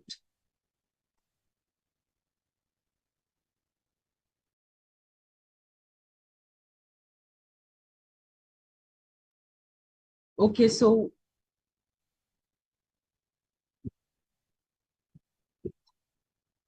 now we will be taking these two together, the relationship between Isoquant and Isocost with the help of least cost combination or the production optimization. Okay, so we are talking now about production optimization. Production optimization में आपके लिए important optimization क्या है? Maximum output that can be produced with a given set of inputs with a given technology. Now we have shared that two concepts. One is Isoquant and one is Isocost. Secondly, we have shared the concept of short-term and long-term. When we talk about Isoquant में आपने देखा we are increasing both labor and capital. That means it is a long term concept क्योंकि आप इसमें capital भी change कर रहे हो, इसमें आप labor भी change कर रहे हो. और हमने returns to factor में क्या बात की थी when we were talking about returns to factor in short term, we said that labor is the only variable factor, capital remains fixed. Capital was fixed in the short term and only labor was varying, isn't it? But इस case में हम क्या बात कर रहे हैं? इस case में हम बात कर रहे हैं that labor is also changing and capital is also changing. If you see on x-axis, you can see here factor x, that means labor is changing, and factor y, that is capital is changing. So both are changing. Okay. And what is this? L dash? L dash is isocost. And what is this P? This is A P curve. This A P curve. This curve, what you see here is Isoquant. Okay, so Isocost is L dash, Isocost is M dash, Isocost is N dash, and Isocost is Q dash. So these are different Isocost curves. Isocost curve. These curve depicts about how much resources do you have and what is the price. So Isocost depicts about the price ratio, price of labor to price of Isocost. And Isoquant depicts about the productivity of labor to productivity of capital. Okay, so this curve, which you see here is the Isoquant curve. Is curve पे किसी भी point पर you will get the same level of output. Let's say you get 200 units of output. At point A, B, C, D, E, any point you get the same level of output. By having, if you go for A, then you are on Isocost, which one? Q dash. And you will be somewhere here in terms of capital, and you will be here in terms of labor. So labor you will be using less and capital you will be using more. That means you at point A, which kind of technique of production you are using capital intensive. You are using capital, sorry, this is capital.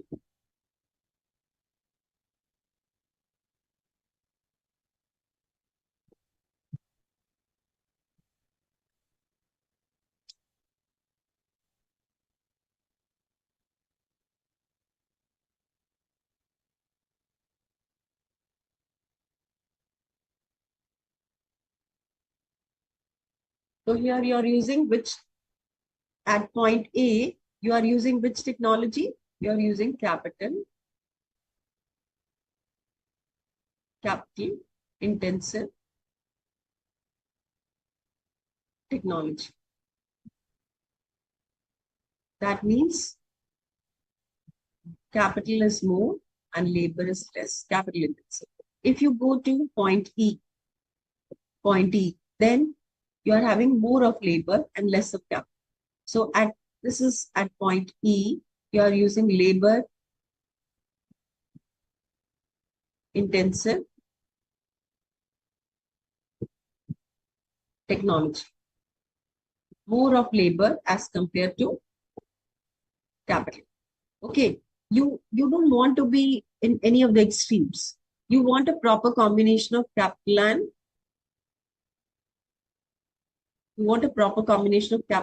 labor. But to get maximum output, you want to gain maximum output with minimum inputs. That is the condition of optimization. To have such combination of capital and labor, which can be minimum in terms of inputs and which can give you maximum output. Now, if you go at this point, E or A, what is happening? आपकी cost कहाँ पे हो आप? Q and Q dash. That means you are incurring high cost, and still you're getting how many units of output? You're getting 200 units of output. So if you're operating at Q dash at point A or at point B, E, that means you're getting the same output, but you are at Q dash. That means your cost is increasing. Why will you operate at A or E? So you will not operate at A and E. Yes, because here the cost will escalate and you will get the same output. So that means it's not worth going for it. So you will not go for it. If you go to B point, what will happen at B and D also? B and D, you are at which isocost? You are at N dash isocost, which is still higher. Okay, which is still higher, but you have moved a little bit down from A to B in terms of technology. अभी भी N dash पे cost high है as compared to M dash. N dash cost is higher as compared to M dash. Yes. So will you like to work at B point or D point where you are more labor intensive and here you are more capital intensive, but you are on a higher ISO cost और आपका output same मिल रहा है 200. So आप cost ज़्यादा incur कर रहे हैं, but आपका output same है. If your cost is higher and the output is same, is it a viable solution? Is it a good solution? Definitely it's not a good solution, no? So what will you do in that case? You will not be at a point where at point A, neither at point B, nor at D, nor at E, because here what's happening? Your cost is high and your output is same. So output remaining same at 200, but cost is high. That's why these 4 points are not visible. Now you look at point C. What is happening at point C? At point C, you see that at this point C, your isoquant is tangent to the isocost. Isocost is tangent to the isoquant. This is tangent, no? So M dash isocost is tangent to isoquant at point C.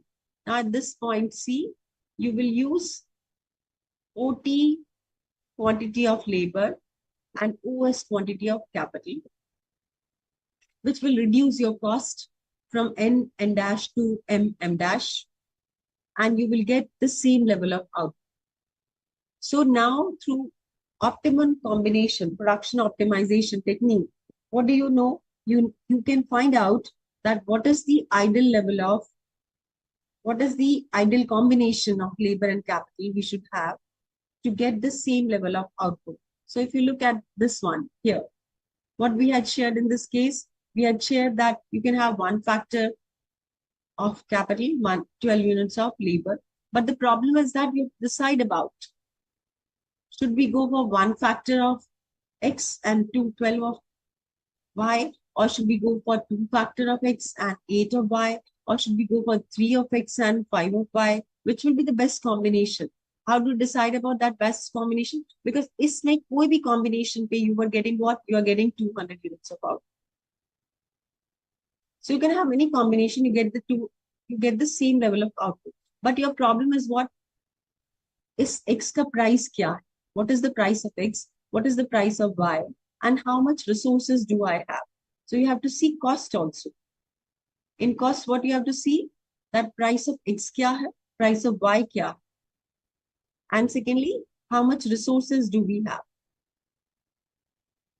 So if we know the price of X, we know the price of Y, and then we know the resources, how much resources we have, then we can decide about that A combination will be good, B will be good, C will be good, which will be good in that case. So to find out that, आपको cost को consider करना है. And to find out the cost component, isocost, what we should know about, we should know that how much money or the funds do we have and what is the price of 2 inputs. अगर आपको price दोनों inputs का पता है, आपको अपने funds कितने हैं आपके पास पता है, then in that case you will get isocost. Now once you have isocost, then you will impose that isocost on this. And the point at which isocost will be tangent to isoquant. This point is the optimum. That means 5 units of this is Y, 5 units of Y and 3 units of X. So this will be the ideal combination. If I can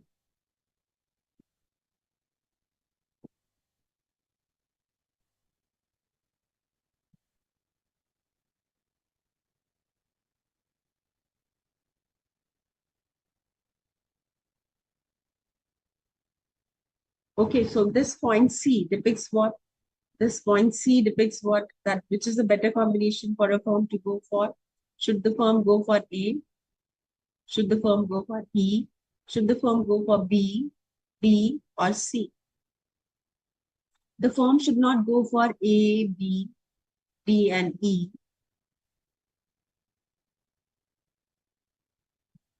Reason being,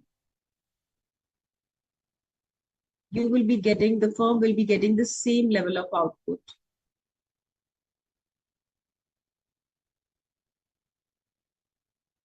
The firm will be getting the same level of output, that is 200 units here of good X.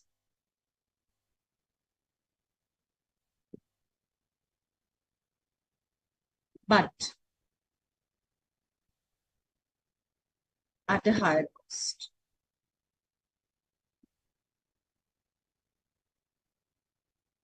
At a higher cost. Because Q dash is greater than N dash. Sorry.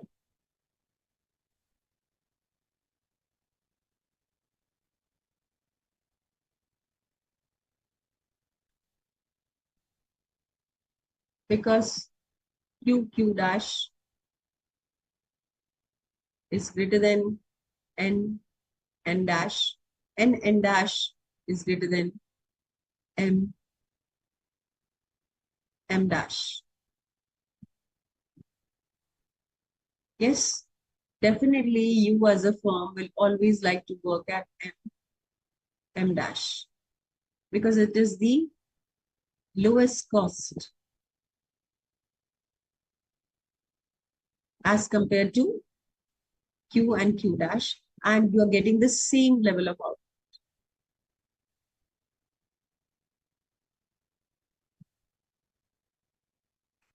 And how much you should go for labor, the quantity of labor,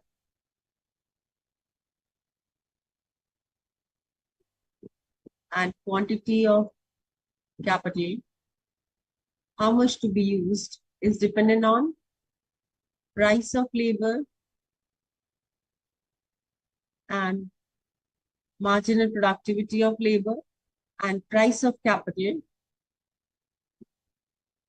and marginal product of capital. At point C,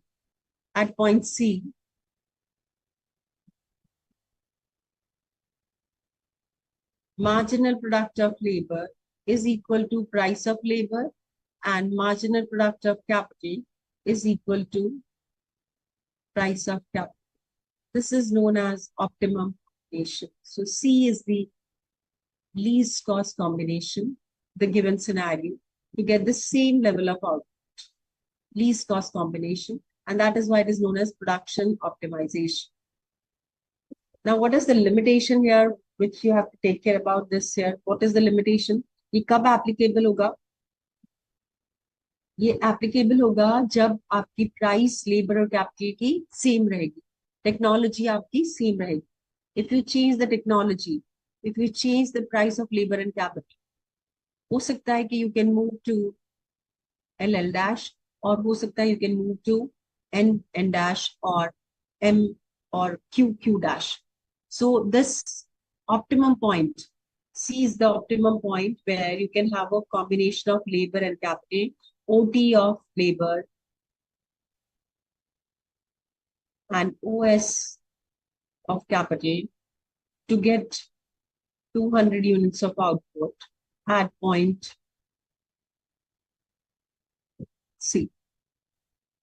This is known as optimal combination or the least combination, because आपने देखा अगर इसके ऊपर कहीं भी होगा You can be at B also, you can be at D also, you can be at A also, you can be at E also.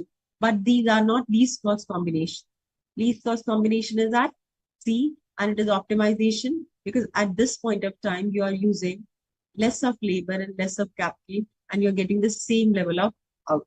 So this is known as optimization. Okay. So what we have discussed today.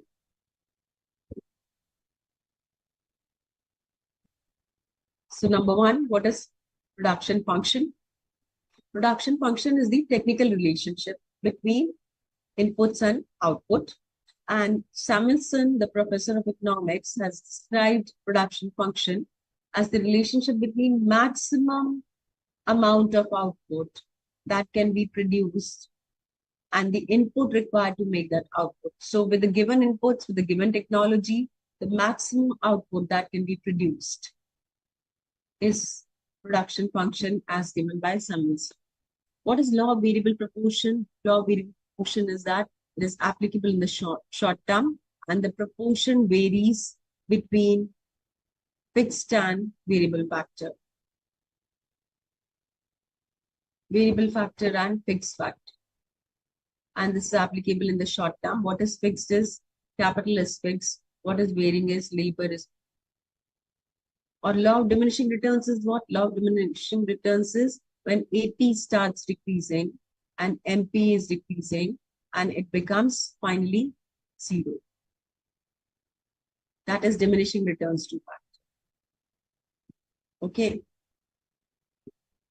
It is applicable in the short term because in long term you can increase capital also in the long term.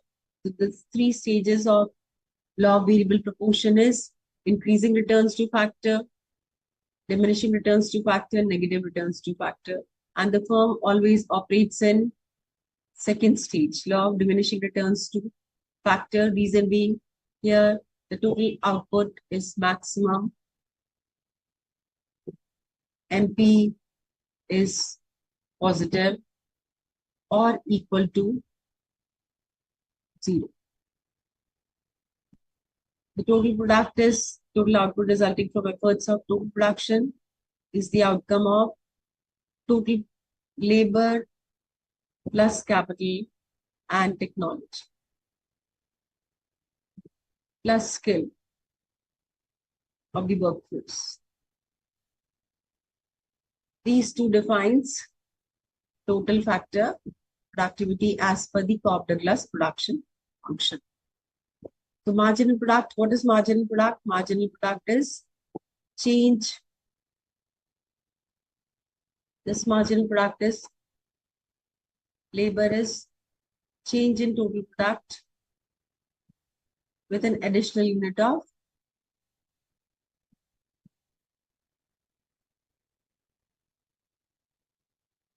labor. When you add one more unit of labor, the change in total product is marginal product. Okay. Average product is the total product. Average, you know, total product by input. Law of returns to scale. Scale is labor will increase, capital will also increase, and as a result, output will always increase. And it is long term because capital is also increasing, and both are increasing the same proportion. It is also called as linear homogeneous production function of constant returns to scale, where input increases by 100%, output increases by 100%. Increasing returns to scale as well. When input increases by 100%, output increases by more than 100%. Decreasing returns to scale does not mean that output is decreasing.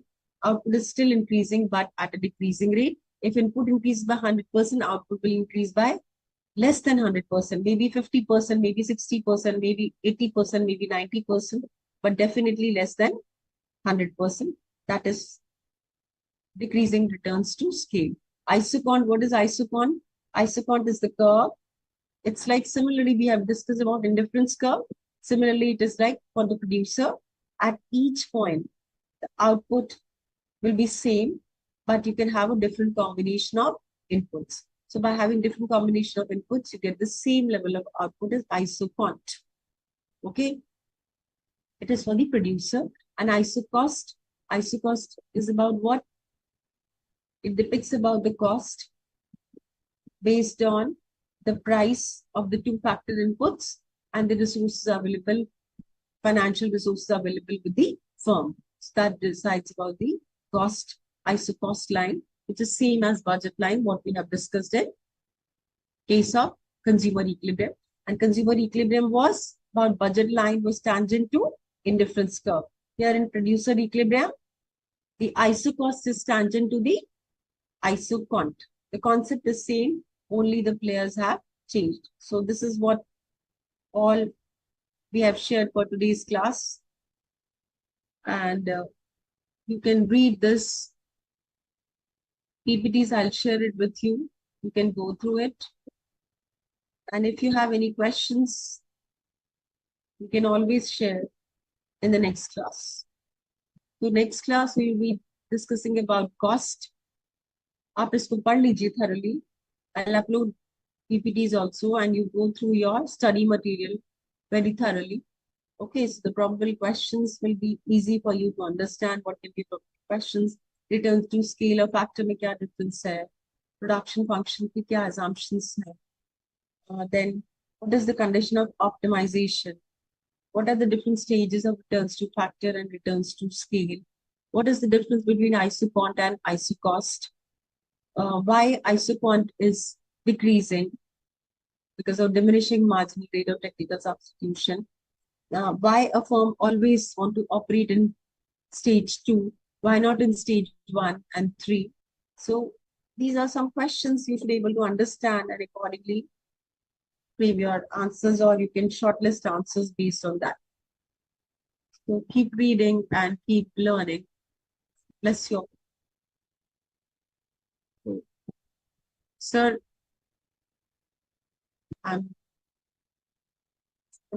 yes, yes. Okay, thanks.